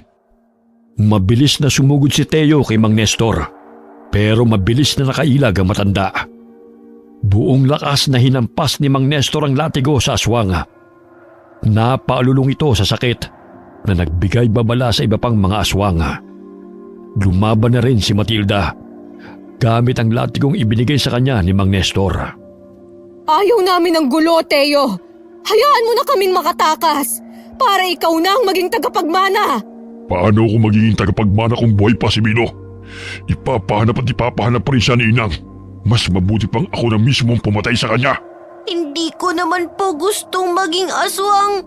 Ayokong maging aswang. Gusto ko lang maging bata. Maawa ka naman sa amin, Teo. Ipinapangako ko sa'yo, hindi ko hahayaang mahanap nilang muli si Milo. Tutulungan kitang maging susunod na tagapagmana. Nababaliw ka na ba, Matilda? Wala na tayong ibang pagpipilian. Tsak pa uwi na ang iba pa. Paano ko makakatiyak na tutupad ka sa usapan? Makinig ka sa akin, Teo. Kung papatayin mo ang apo ko, papatayin ka rin ang mga kalahi mo. Pero kung papalabasin natin na sinugod ka namin at nakatakas kami, hindi magbabago ang tingin sa'yo ng mga kalahi mo. Hindi ka nila pagdududahan. At pagsapit ng kabilugan ng buwan, wala silang ibang pagpipilian kundi ikaw ang gawing tagapagmana. Ang talino mo. Huwag kang magulo. Ano, Teo? Papayag ka ba? Lola, nararamdaman ko na po sila. Ano na? Bilisan mong magpasya! Sige, pumapayag ako. Basta siguraduhin mo hindi na mahanap pang muli si Milo. Dahil sa oras na mahanap ulit siya, hindi na ako magdadalawang isip na patayin siya. Malinaw! Malinaw na malinaw! Asahan mong tutupad kami sa kasunduan. Tara na! Hindi nag-akasaya ng oras si na Matilda at Mang Nestor. Agad nilang pinuto ng lubid na nakapulupot sa paa ni Milo. Gamit ang kutsilyong naorasyonan. Binuhat ni Mang Nestor si Milo para mapabilis ang kanilang pagtakas. Pagkauwi nila sa bahay ng matanda, ay ginamot ni Mang Nestor ang bata. Hindi naman malalim ang mga sugat ni Milo, pero marami ito. Umupo ka rito, Milo, na magamot ko yung mga sugat mo. Aray ko po! Ang sakit! Tiisin mo, Milo. Tama ang lola mo, Milo. Tiisin mo para magamot ko ang mga sugat mo. Matilda, ikalat mo pala ang banal na asin sa palibot ng bahay para hindi nila maamoy o masundan ang presensya ni Milo. Sige, nagawa ko na. Kumusta si Milo? Nakatulog na siya, pero hindi ko pa siya tapos gamutin. Kailangan kong maalis ang tandang nilagay sa kanya ng inang nila. Kuha mo nga ako ng isang palangga ng tubig. Mainit na tubig ba? Oo, meron pa yata doon sa termos. Kumuha ka rin ng dahon ng sambong at isama sa pagpapakulo. Nang gabing yun isinagawa ni Mang Nestor ang orasyon kay Milo habang mahimbing itong natutulog. Samantala, nagpapakulo naman ng tubig na may halamang gamot si Matilda. Unti-unting bumalot sa bayang halimuyak ng dahon ng mga halamang gamot at insenso na ginagawa ni Mang Nestor. Iabot mo nga yung bimpo dyan sa tabi mo. Ito bang binabad sa mainit na tubig na may sambong? Oo, saka yung tuyong bimpo na rin. Heto na. Kawawa naman itong apo ko. Ang bata niya pa para pagdaanan lahat ng ito. Kahit mahimbing siyang natutulog, halata pa rin sa kanya ang matinding pagod. Sa palagay ko'y nanlaban tong apo mo, kaya napakaraming sugat. May latay pa ng latigo. Napakawalang iya talaga nila. Ayan, tapos na. Pwede ka na rin magpahinga. Tabihan mo na lang ang apo mo. Sandalit kukuha kita ng unan at kumot. Kinaumagahan na, maagang nagising si Matilda at agad na sinilip si Milo. Mahimbing pa rin ang tulog nito, pero wala nang bakas ng kirot sa mukha. Tahimik siyang nagpunta sa kusina, kung saan abala si Mang Nestor sa pagbabantay sa pinakukuluang halamang gamot. Mukhang gumaan na ang lagay ni Milo. Oo, pero kailangan pa rin niya magpahinga ng gusto. Gising na ba siya? Hindi pa. Mahimbing pa ang pagkakatulog niya. Hayaan mo na lang muna siya. Ano na ang susunod na plano natin? Tsak, susugod ulit sila dito sa baryo para hanapin si Milo. Huwag ka mag-alala. Nasabihan ko na mga mananagisag. Magbabantay sila 24 oras sa baryo. Sa ngayon, magpahinga muna tayo at pag-isipan ang susunod na hakbang. Lola! Si Milo! Milo! Anong nangyari? May masakit ba sa'yo? Huwag ka munang bumangon. Hindi ka patuluyang magaling. Ayos na po ako. Hindi na po masakit.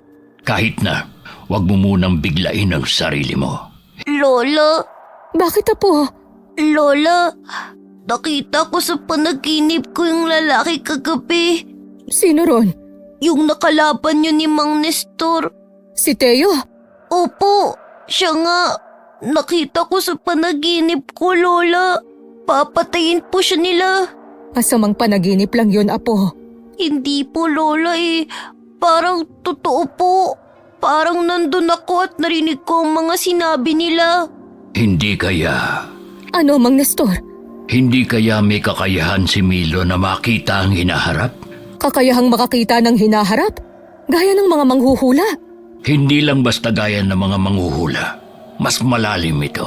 Kung totoong nakita niya, baka may dalawang mata ang batang ito. Isa sa kasalukuyan at isa sa hinaharap. Paano nangyari yun? Posibleng namana niya sa lahi ng tatay niya. Kung ganon, totoo pala ang sabi-sabi. May mga almanwak nga na may kakayahang makita mga mangyayari sa hinaharap. Lola, kung totoo nga po yung panaginip ko, kailangan natin siyang tulungan. Apo, hindi natin siya pwedeng balikan. May kasunduan tayo sa kanya at hindi ko nahahayaang mapahamak ka muli.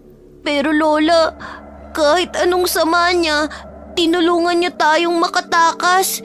Hindi po ba natin siya kayang tulungan kahit ngayon lang? Tsaka Lola, Nakita ko rin sa panaginip ko na may masamang pangyayaring darating. Nakita ko pong buong baryo, punong-puno ng dugo. Biglang natahimik sina Matilda at Mang Nestor sa sinabi ng bata. Ramdam ni Matilda ang pangingilabot sa mga salitang binitiwan ng kanyang apo. Ang buong baryo, punong-puno ng dugo? Opo, wala pong nakaligtas.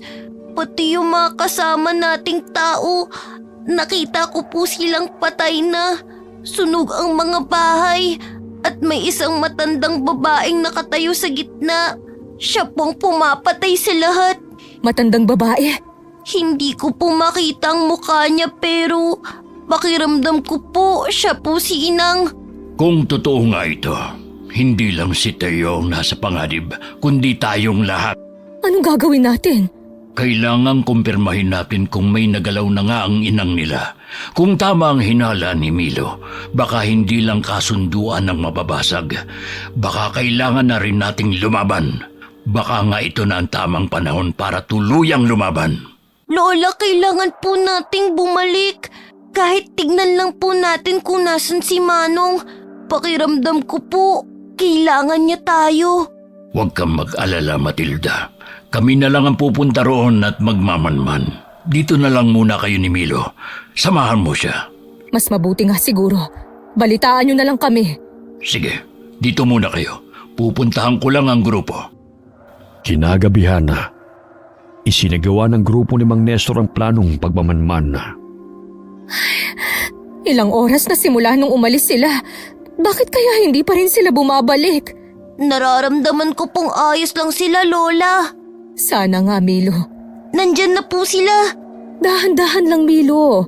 Hindi ka pa magaling. Pwede mo ba akong ikuha ng tubig, Milo? Sige po. Kumusta? Anong nangyari, Mang Nestor? Masigla na ulit ang apo mo. Oo. Ito na pong tubig. Salamat, Milo. Tama nga ang hinala mo. Nakita naming nakatali si Teo at narinig din namin. Bukas ng hapon, pupugutan nila siya ng ulo. Ano? Lola, kailangan po natin siyang tulungan. Doon ka na muna, Milo. Doon sa kwarto mo. Usapang matatanda ito. Pero Tama ang lola mo, Milo. Sige na, doon ka na muna. Huwag kang mag-alala. Pagpaplanuhan naming mabuti ito. Ano na ang gagawin natin? Susugod kami mamayang madaling araw. Umuwi lang kami para kumuha ng mga gamit at magpahinga ng konti. sasama po ko. Milo, hindi ka sasama. Dito ka lang. Pero Lola, Milo! Makinig ka sa lola mo, Milo. Masyado ka pang bata para lumaban. Hayaan mo na kaming matatanda ang gumawa nito. pero po, Matigas talaga ang ulo ng apo mo, Matilda. Mana sa'yo. Sige na, gawin nyo na ang dapat gawin. Ako na ang bahalang magbantay sa apo ko. Pagkatapos magpahinga at makuha ang lahat ng kailangan sa pakikipaglaban na, muling umalis ang grupo ni Mang Nestor. Pinatulog naman ni Matilda ang apo at pagkalipas ng oras ay nakatulog din siya. Pero maya-maya nalimpungatan siya at nakitang wala na si Milo sa kanyang tabi. Nakatulog na pala ako. Milo! Milo! Milo, apo! Nasaan ka? Uy, lintik talagang batang yon. Huwag mong sabihin, sinundan niya sila Mang Nestor sa kuta ng mga aswang. Naloko na. Maaga akong mamamatay sa konsumisyon dahil sa kanya eh. Milo! Milo! Parang may narinig akong kaluskos sa labas ah. Milo! Milo! Oh, si Milo nga yun! Milo, hintayin mo ako! Matilda, anong ginagawa mo rito? Sinundan ko si Milo. Ang tigas talaga ng ulo ng batang yun. Sabi ko na nga ba, mana sa'yo eh. Oh, eto, Ano yan? susugod ka ng walang dalang sandata. Aba, maaga kang mamamatay. Buti pa yung apo mo, may likas na lakas at bilis. Saka bukas na ang kabilugan ng buwan. Kaya niyang protektahan ang sarili niya. Eh ikaw, Ay, matanda na ako para lumaban. Pero sige na nga, akin na yan. Nang matapos na ito. ngayon pa lang Matilda, dapat tanggapin mong hindi mo na kayang pigilan ang takbo ng tadhana. Hindi mo mapipigil ang bagyong paparating, pero kaya mo siyang salubungin kasama ang apo mo. Alam ko namang darating ang gabing ito, Mang Nestor. Pero iba pala pag naririyan na. Nakakatakot pala talaga. Lalo na kapag buhay ng mahal mo ang nakataya. Hindi lang buhay ni Milo ang nakataya. Lahat tayo, lahat ng nasa baryo. At kung totoong nakita niya na si Inang ay nagsisimula ng kumilos, kailangan nating lahat na magsanib puwersa. Alulong ni Milo yun. Sigurado ka? Hindi ako pwedeng magkamali. Siya yun. Puntahan natin siya. Ha? Ano to? Si Milo. Isang ganap na aswang na. Ano ang ginagawa niya sa gitna? Milo! Shh! Huwag ka maingay. Dito muna tayo. Pakawalan niyo siya! Akong kailangan niyo, di ba? Ang tapang talaga ng apo mo. Minsan nga, parang hindi siya bata kung magsalita. Manang-mana talaga siya sa papa niya. Milo, ano bang ginagawa mo? Kakampi mo kami! Kami ang mga kalahi mo! Kalahi ko lang kayo, pero hindi ako aswang! Pakawalan niyo siya! Papakawalan lang namin siya pag pumayag ka makipagkasundo sa amin. Sige! Diyos ko, Milo. Bata ka. Hayaan na muna natin ang apo mo. Mukhang may sarili siyang plano. Sige, kalagan si Teo. Anong pinaplano mo, Milo? May kasunduan tayo. Abat, tingnan mo to. Siya na nga ang tinutulungan ni Milo.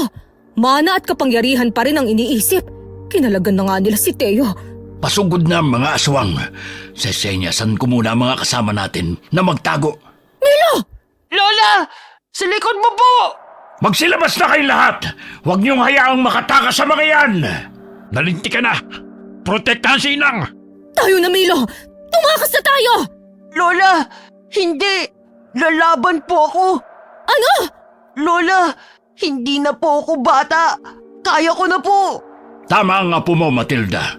Panahon na siguro para hayaan mo siyang matuto at lumaban. Labag man sa loob ni Matilda, wala siyang nagawa kundi lumaban na rin kasama ang apo niya. Isa-isang nagbabagsakan ng mga aswang. May ilan din sa panig ni Mang Nestor ang sugatan at lapas lang. Pero hindi pa raw nagtatapos ang laban. Milo! Lola! May sugat ka! Malala pong sugat mo! Mang Nestor! Mang Nestor, may sugat si Lola! Ako na ang bahala dito. Akayin mo si Matilda papunta doon sa gilid, Milo. Madali! Opo! Sa likod niyo po, Mang Nestor! Milo, Tiyo, marami din po kayong sugat. Anong gagawin mo sa apo ko? huwag ka mag-alala. Hindi ko kayo sasaktan. Teo, hindi pa tayo tapos! Malalang tama ng lola mo, Milo. Umalis na kayo rito. Pero, paano po kayo? Kaya ko na to. At bilang susunod na mamumuno, kailangan kong mapaamo mga kalahi ko. Sa likod niyo! Milo! Lola! Sige na, umalis na kayo. Kaya ko na to. Traitor ka, Teo! Hindi ako ang traidor, kundi kayo. Ipinangako mong ako ang susunod na magiging tagapagmana. Pero anong ginawa mo? At sa tingin mo ba talaga, karapat dapat ka maging pinuno? Hangal ka! Kung ganon, hindi rin kita kikilalanin bilang isa sa nasasakupan ko. Isa ka ng kalaban. Tama ka. Kaya maglaban tayong dalawa. Pasikat na ang araw. Mang Nestor, umalis na po tayo! Ano? Bakit tayo atras? Malapit na natin silang maubos. Malubha po ang sugat ni Lola. Kailangan niyo po ng tulong niyo.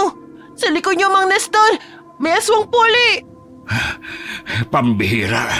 Nababawasan nga sila. Pero ang tagal namang mamatay na mga ito. Umalis na raw po tayo.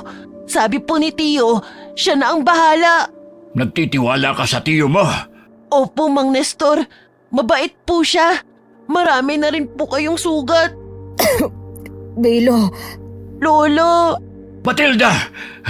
Milo, ipasan mo sa likod ko ang lola mo. Bilis! sigurado po kayo?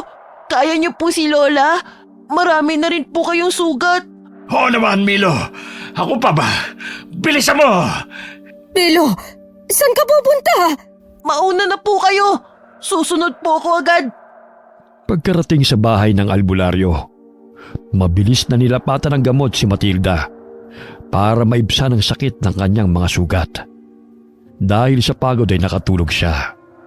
Pagmulat ng kanyang mga mata, nakita niyang nakaupo sa kanyang tabi si Milo. Lola, gising ka na! Anong nangyari? Huwag ka munang bumangon, Lola. Hindi pa po magaling ang sugat niyo. Makinig ka sa apo mo, Matilda. Ang mga aswang, ang iba pa nating kasamahan, kumusta sila? Huwag ka mag-alala. Natalo na natin sila. Salamat sa apo mo. Si Milo, Oh, naalala mo bang nagpaiwan siya? Tinulungan niya ang mga kasamahan nating makaligtas at makauwi.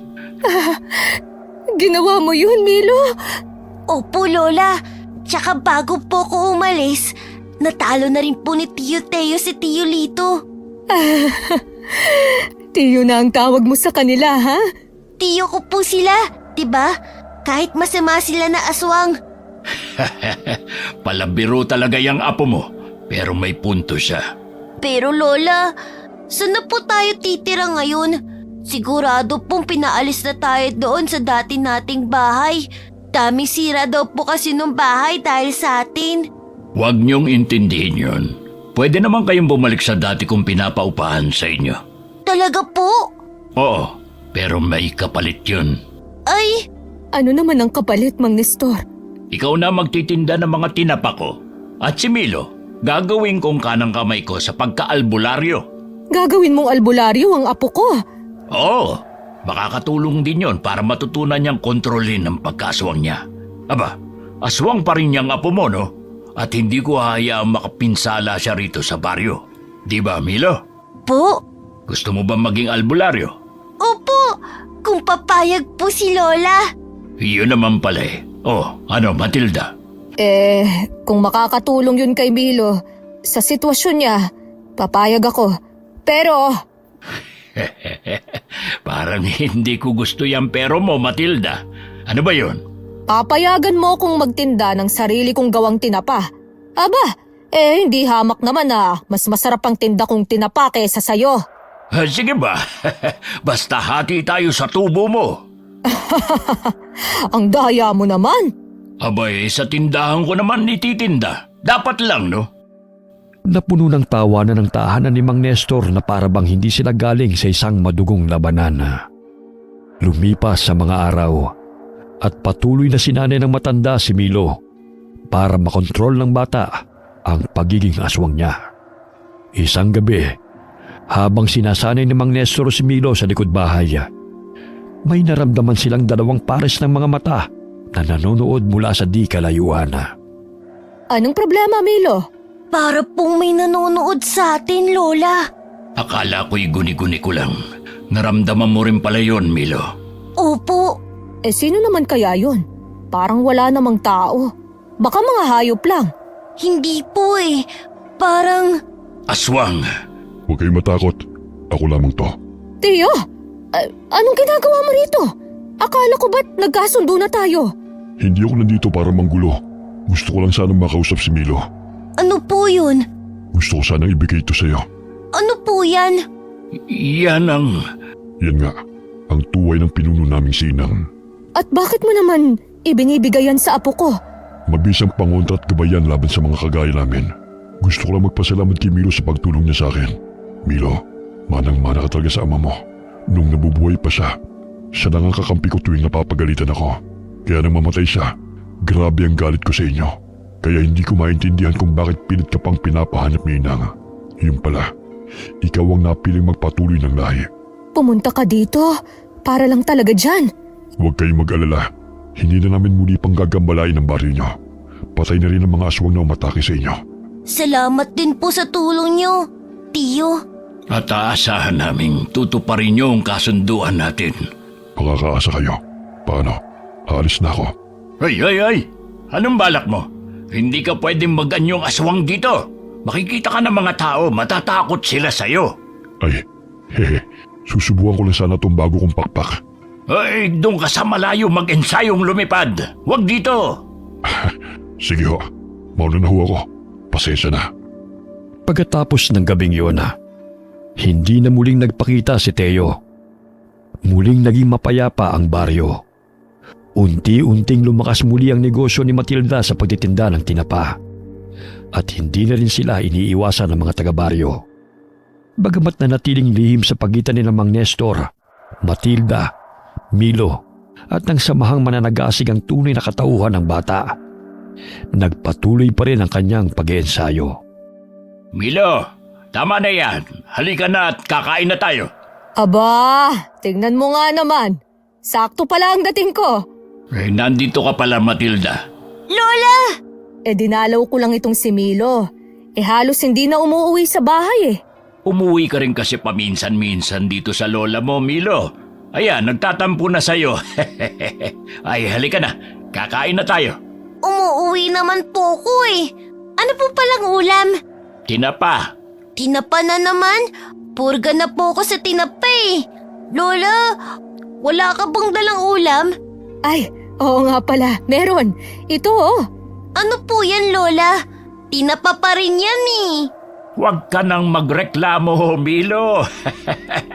Lola, mag-alaga na lang po tayo ulit ng manok.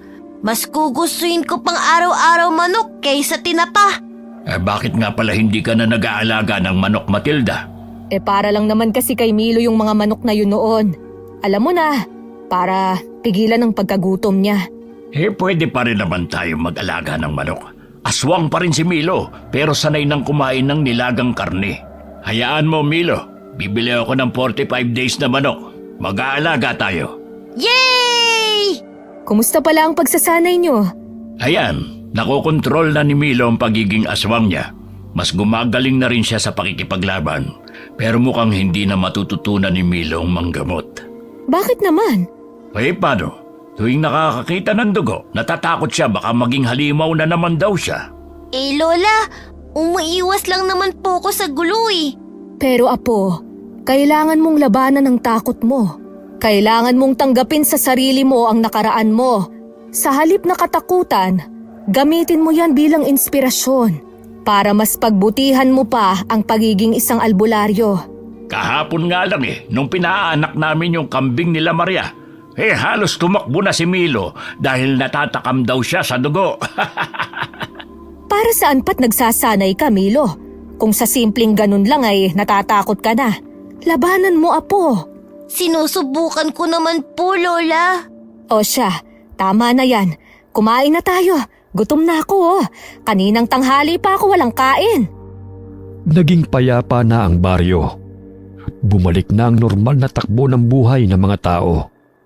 Pero isang umaga, habang abala si Matilda sa pagtitinda ng tinapa sa palengke, isang kakaiba pero pamilyar na lalaki ang lumapit bilang customer. Nakasuot ng jacket at nakasombrero para matakpan ang kanyang mukha. Oh, sinobrahan ko na yan ha. Dahil suki naman kita eh. Oh, ano sa'yo? Magkano 1 kilo dito? 100 lang. Pero teka, ang dami yata ng kukunin mo. May tindahan ka ba ha? Wala naman. Paborito ko lang talaga ang tinapa. Ah, ganun ba? Abay, sige, sosobrahan ko na rin. Mabuti ka pa at ayos lang sa tinapa. Alam mo ba ang apo ko? Ay naku, panay ang reklamo. Lagi na lang daw kasing tinapa ang ulam namin. Oh, ito na oh. Pakainin niyo rin po kasi minsan ng karne. Kaya nga namimiss niya na daw kumain ng… Ay, sandali, bakit parang pamilyar ka? Nagkita na ba tayo dati? Hindi. Ngayon ko lang po kayo nakita. Sigurado ka? Para kasing… Ngayon ko nga lang po kayo nakita. Ito na ang bayad ko. Ah, bagong lipat ka lang ba? Oy! Teka, sandali lang! Lola, bakit po Lola? May problema po ba? Ninakawan po ba kayo nun? Hindi apo, pero kasi hindi ba't parang pamilyar ang lalaking yun? Hindi ko po alam, Lola. Di ko naman po nakita ang mukha kasi nakasombrero. Ewan ko, pero parang bigla kong kinabahan. May problema ba rito? May customer ka bang hindi nagbayad at tinakbuhan ka lang? Oh, Mang Nestor, ang langis niyo pong nakakwinta sa leeg niyo. Kumukulo. Itago niyo po yan. Baka may makakitang iba. Oo nga no, pero imposible namang dahil to sa'yo, Milo. Hindi kaya aswang yung lalaki kanina? Ano? May nakapasok na namang aswang sa baryo natin? Hindi ko alam pero iba ang kutob ko. Parang nakita ko na siya dati. Sigurado ka ba dyan, Matilda? Hindi pero... Ay, Milo, wala ka bang kakaibang nararamdaman sa paligid? Gaya po ng Lola. Parang wala naman po. Hayaan mo na nga. Baka namalikmata lang ako. Siya nga pala, anong ginagawa niyo rito, Mang Nestor? Naisipan lang naming daanan ka. Galing kasi kami sa kampo ng mananagisag. Pero kung totoong ang may aswang na naman dito sa baryo natin. Kami na pong bahala. Milo, magtigil ka. Hindi porkit pinayagan kita aabuso ka na. Bata ka pa rin, Milo. Hindi ko naman pababayaan si Milo, Matilda. Kaya nga po, Lola. Nandyan naman si Mang Nestor eh. Tigilan niyo akong dalawa, ha? Mabuti pa, tulungan niyo akong magbuhat nitong mga paninda ko. Ipasok niyo sa loob. Magsasarado na muna ako ngayon. Tahimik na sumunod sina Milo at Mang Nestor. Habang binugbuhat ang mga kahon ng tinapa, papasok sa loob ng kanilang pwesto. Hindi na muling nagsalita si Matilda. Pero kahit abala ang kanyang mga kamay sa ginagawa, hindi mawala sa kanyang isip ang lalaking bumili. Ilang araw ang lumipas at pinuntahan ni Matilda ang apo sa lugar na pinagsasanayan nito kasama si Mang Nestor. Nagdala siya ng pagkain para sa dalawa. Tama na yan! Kakain na tayo! Malapit na kaming matapos. Sandali na lang. Ay, isa pa. Masigpitan mo ang hawak ng itak. Ibuka mo ang mga paa mo. Ay! Pwede po bang mamaya na natin to ituloy? Gutom na po ako eh. Ang sabihin mo, tinatamad ka lang. Sige, isa pa. Ampa! Madali kang mapapatid kung ganyan ang tindig mo. Pagod na po talaga ako, Mang Nestor. Kumukulo na po ang tiyan ko. Paano ka makakatagal sa laban yan kung parati kang nagpapadaig sa pagkulo ng tiyan mo? Kaunting pasensya, Mang Nestor. 8 anyos lang yung tinuturuan mo. Ay, kaya niya naman kasi yan. Sadyang tinatamad lang siya. Ay, sige. Yung latigo naman. Tamaan mo ang latang yun. Ay, kumain muna kayo bago lumamig yung niluto ko. Pwede namang ituloy yan mamaya. O sige na, tama na muna yan, Milo. Daig mo pang walang kain ng 1 buwan sa lamya. Ay, sa paghawak ng latigo, mas gumagaling ka na. Pero sa itak, kailangan mo pa magsanay. Opo, tsaka kaya ko naman po, Mang Nestor. Gutom na po kasi talaga ako eh. O siya, tara na. Kumain na tayo. Ano po palang ulam, Lola? Huwag niyo pong sabihin, tinapa na naman. Siyempre hindi. Manok naman ang ulam natin ngayon. Nilagang manok. Ayos! Ano yun? Narinig niyo rin po bang ingay na yun? Oo, mukhang malapit lang. May bago na namang nakapasok sa baryo natin. Sa palagay ko, aswang nga yung lalaking nakita ko sa palengke nung nakaraang araw. Ay, Diyos ko naman. Kailan ba matatapos ang ganitong buhay? Palagi na lang tayong pinipilit makipaglaban. Palaging may banta. Ay, siya nga pala, Milo. Milo? Milo! Ba't tignan mo yung apo mo? Tinakbuhan ako. Talagang mas mahalaga sa kanya ang pagkain ngayon. Mabuti pa kumain na lang muna tayo. Mahirap lumaban ng gutom. Isa pa gutom na yung bata, oh. Pero, paano yung aswang? Baka mamaya makabiktima yun. Nandyan naman ang mga mananagisag. Kaya na nila yon. Naririnig mo ba ang sarili mo, Matilda? Hindi to pwedeng baliwalain. Pero hindi din pwedeng baliwalain ang gutom ng tiyan. O tayo na. Bilisan mong kumain nang may maabutan ka pa. Baka maubos ito ni Milo. Mang Nestor, kumain na po kayo. Hinanda ko na po mga gagamitin natin. Tapos na rin po ako kumain. Tapos ka nang kumain? Ang bilis mo naman yatang kumain. Akala ko ba'y pagod ka na? Malakas na po ulit, nakakain ni. Yan ba yung bagong hasa kong itak? Opo, dala ko rin po itong binabad nyo sa langis na latigo. Kapwa aswang mo lang palang makakapagpakulo ng dugo mo. Paano? Tara na! Sandali! Mang Nestor, hindi ka pa kumakain! Mamaya na lang pagbalik ko. Matibay naman tong sikmura ko eh. Ay, Diyos ko. Mag-iingat kayo, ha? Opo, Lola.